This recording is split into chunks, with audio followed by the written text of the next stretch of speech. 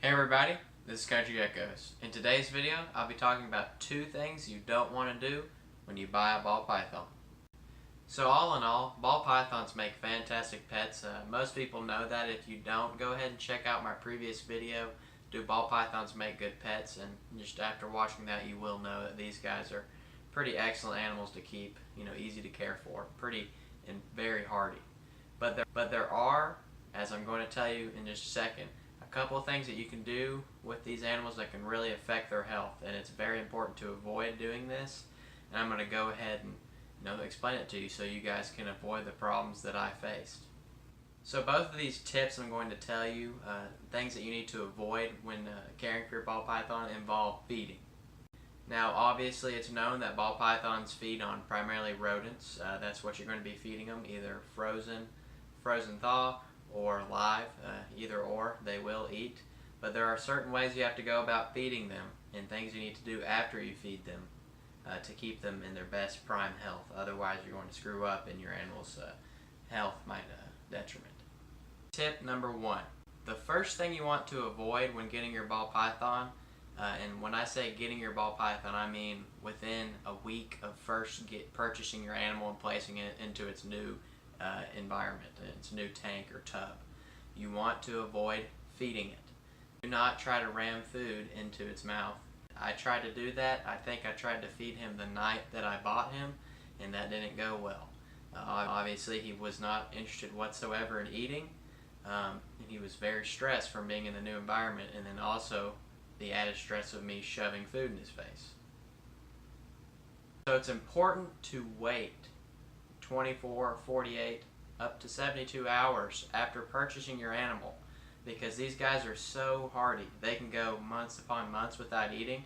Although that's not preferable, they can really go a long time without eating. So don't feel in any rush to get food into your animal's body unless it's a really special scenario. You can give them time, let them acclimate to their new environment. What I did incorrectly was I purchased my snake, placed him in his new home, which it was a suitable sized home, and let him kind of chill out for a few hours, and then immediately tried to feed him. And that was a big mistake. Did not go well. And then what I did next is I continued to try to feed him day after day for 3 or 4 days. So not only did I waste a lot of thawed out rodents, I also stressed my snake out to the max, to the point where he wasn't interested in eating. He ended up going off eating for like 3 weeks, and he was fine. I mean, he ended up just fine. As you can see right here, he's a healthy, nearly full-grown adult male ball python. But he did go off eating, and that was very stressful as a new snake owner. So I probably could have avoided that entire process just by waiting a week before I fed him, because they're going to be okay. They're hardy animals. So in summary, just wait before you feed them. Don't go right to feeding them. Give them a little bit of time to calm down. So let's go on to tip number 2. So the second thing you want to avoid with your ball python is handling your ball python directly after a meal. It takes these ball pythons 48 to 72 hours potentially to properly digest their food, because the prey item you're giving them is quite large, in comparison to the most of the width of the snake. You're supposed to feed your snake a meal roughly the size of the thickest part of their body, I'm pretty sure.